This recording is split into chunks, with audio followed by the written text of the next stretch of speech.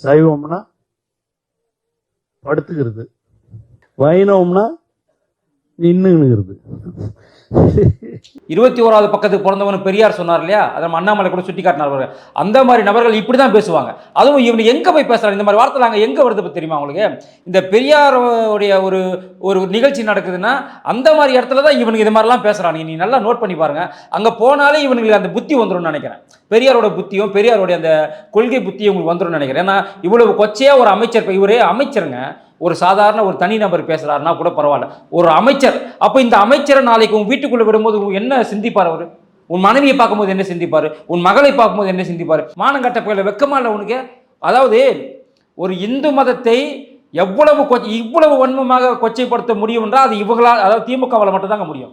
அப்படி இருந்தும் இந்த சூடு சொரணையற்ற இந்த திமுகவில் இருக்கக்கூடிய இந்த வைணவத்தை சார்ந்தவங்களாக இருக்கட்டும், இந்த சைவத்தை சார்ந்தவங்களாம் உங்களெல்லாம் சோறு திங்கிறீங்களா இல்லை வேற எதனா திங்கிறீங்களா? இன்னும் எவ்வளோதாண்டா அவங்களை கேள்வி கேட்பா? இன்னும் மானம் என்னை கெட்டு பண்ணி அவங்களை ஓட்டு போட்டு திரியிறீங்களே, வெக்கமா இல்லை? இதில் எவ்வளோ பேர் சைவம்? நான் சொல்கிறேன், தமிழகத்தில் சிவனை கும்பிடாதவங்க கிடையாது, முருகரை கும்பிடாதவங்க கிடையாது. இந்த பேச்சை கேட்டு கூட இந்த திருட்டு திராவிட தொண்டர்கள் அடிமையாகத்தான் இருப்பார்கள் சொன்னால் நாம் இவங்களை திருத்த முடியாதுங்க.